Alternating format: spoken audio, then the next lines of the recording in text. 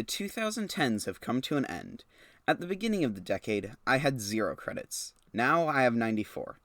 I've ridden a lot of different coasters, from world-class airtime machines to some of the worst roller coasters ever created. Without further ado, I'm Atomic Coasters, and these are my top 30 roller coasters.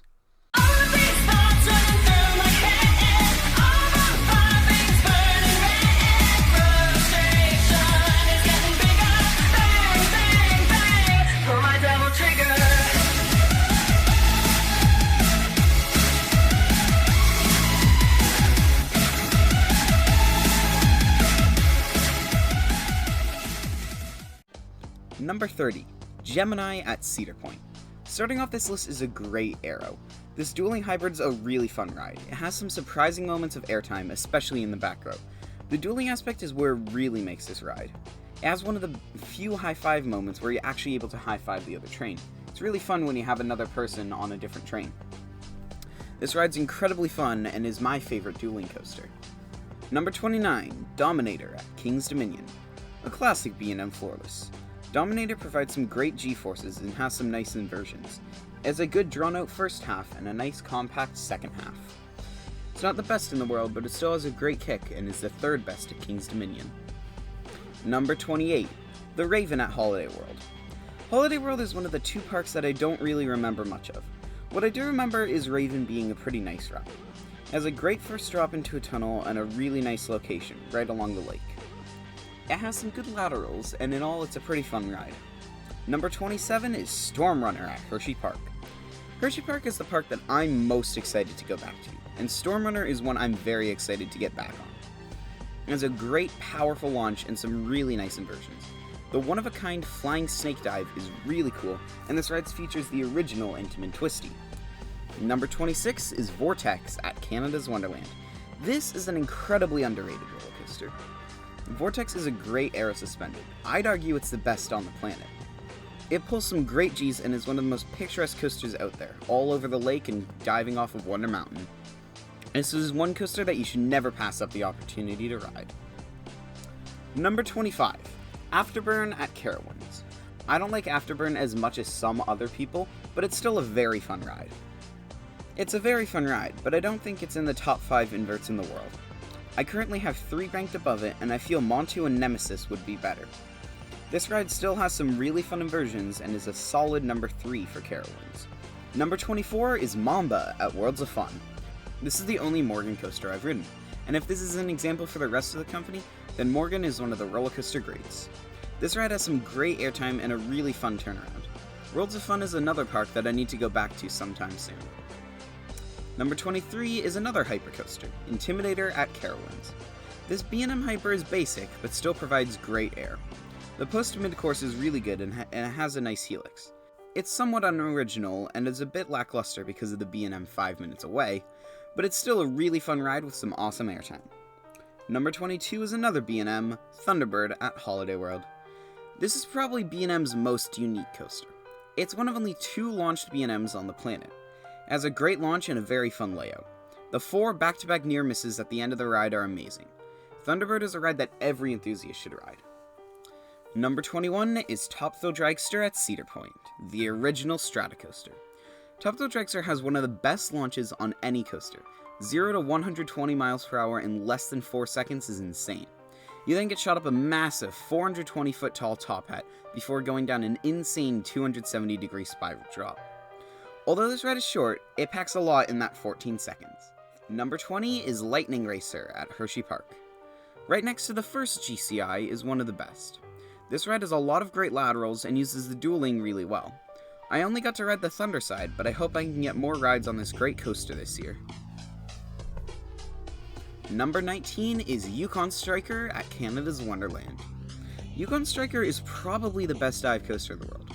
It doesn't have the theming like Baron 1898 or the hard restraints, but the layout is so solid. The massive 245-foot drop into the tunnel is a great way to start the ride. The ride also has some really nice inversions and an amazing drop off the mid-course. The ride is definitely GP bait, but it's still a really fun ride and a solid number 3 at Canada's Wonderland. Number 18 is one that's a bit controversial, The Voyage at Holiday World. I had a pretty bad ride when I went on this in 2018. It's the only ride I've gotten on it, and it was pretty uncomfortable for me, right in the morning. I do remember this ride pulling some amazing airtime, but since it was my only ride and it wasn't that good, this sits lower on my list than most people would put it. If I had gotten a good ride, it would probably sit in either my top 15 or even top 10. Number 17 is Banshee at Kings Island.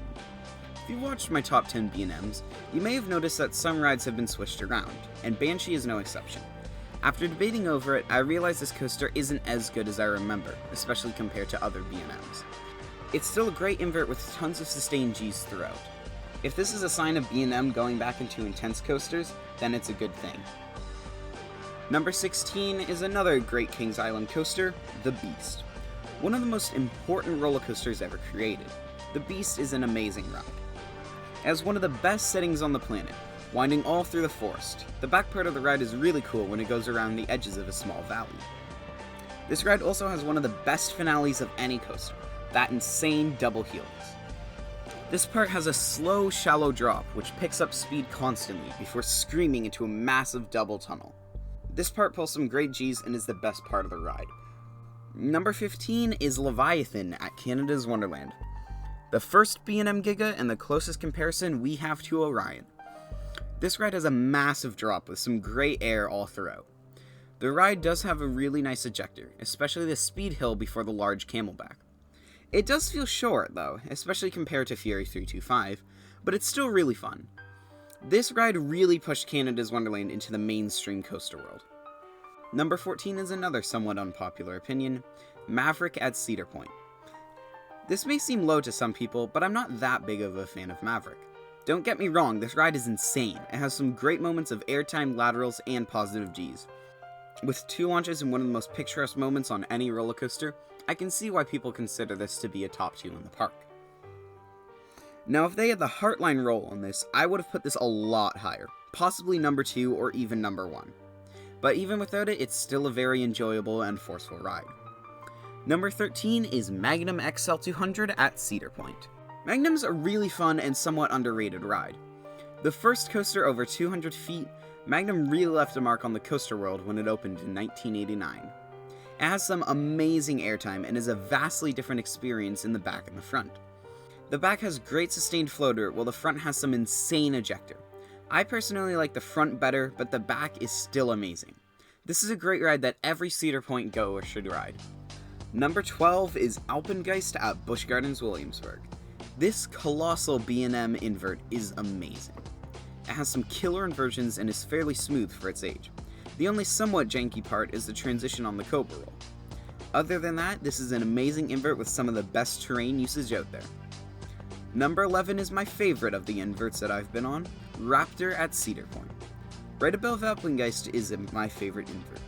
This ride has it all. It's tall, it's fast, it has amazing inversions, and is very forceful. The final helix on this is incredible, and it has a really fun winding layout. It's also not that rough, which makes it good since it has the hard restraints.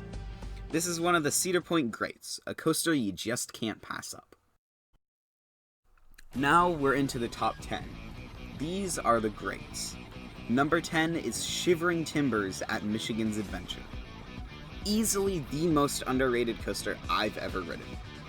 This ride is very tall for a wooden coaster. Standing 122 feet tall, it pulls some amazing airtime throughout the whole layout. The ride is also fairly smooth and has a great final helix. I'd argue that this is the best roller coaster ever made by CCI. A truly stunning ride that's the only real reason to go to Michigan's Adventure. Number 9 is Millennium Force at Cedar Point. Millennium Force is one of the grandest roller coasters ever created. Standing 310 feet tall, the world's first Giga still provides some amazing forces. The first drop is amazing, especially in the back row. The first overbank also provides some great forces.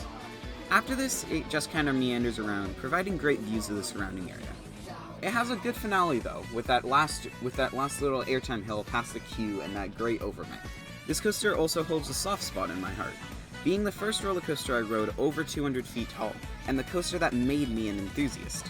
The combination of sentimental value and an amazing first 2 elements definitely makes this deserved of the 9th place. Number 8 is Behemoth at Canada's Wonderland. The best coaster in Canada is also one of the best I've ever ridden. Behemoth is absolutely full of some of the best floater airtime on any roller coaster. The first drop is one of those moments where the airtime almost feels dangerous in the back row. The final helix is also a very fun element that actually almost made me gray out. This is truly a B&M elite. Number 7 is Diamondback at Kings Island.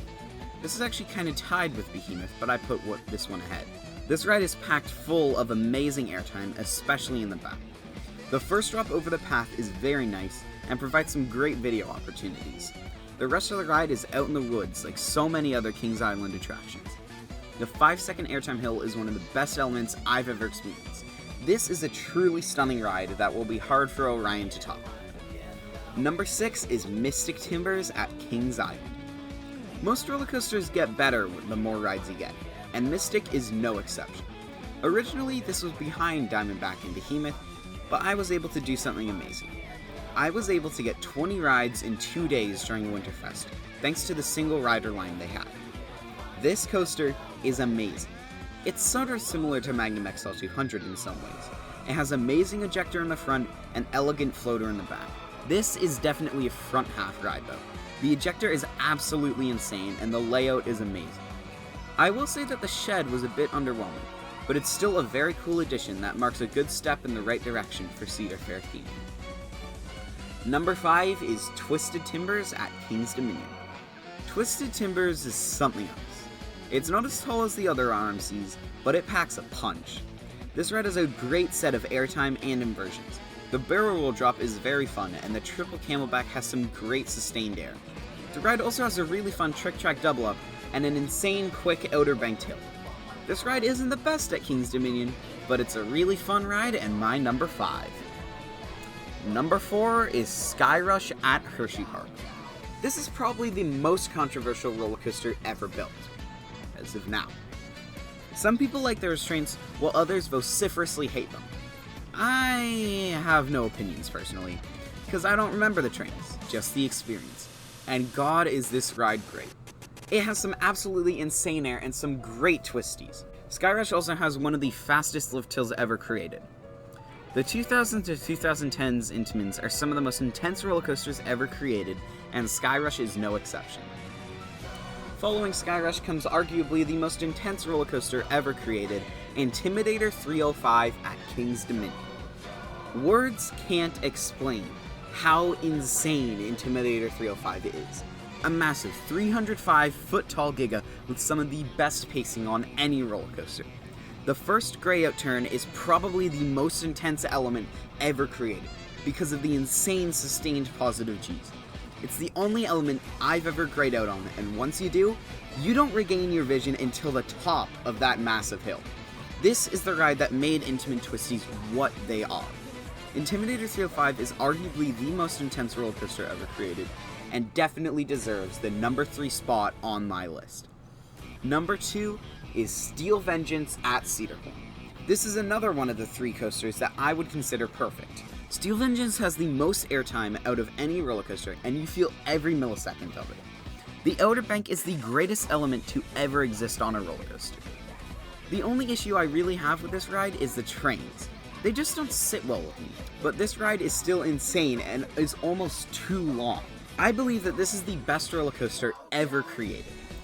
But there's just one more that I personally like more, and that is my number 1, Fury 325 at Carowinds. This ride, the tallest lift-based roller coaster on the planet, Fury 325 is insane. 325-foot drop reaching 95 miles per hour. The best drop on any roller coaster. You are falling forever on this. It feels way longer than rides like Top Thrill Dragster. This ride flies all around the front entrance with some insane ejector. One of the most picturesque roller coasters ever created, Fury 325 is my favorite roller coaster and is the last of the 3 that I've ridden that I would consider perfect. So that's my top 30. I hope you enjoyed. This video will probably be outdated within a year, but it's good to see how your tastes changed over this year. Some coasters were probably overrated or underrated on this list, but it's hard to pick your top 30. Thank you so much for watching this video. If you enjoyed, please like and subscribe as it helps promote my channel in the algorithm. I'm Atomic Coasters, and I will see you all in the next video.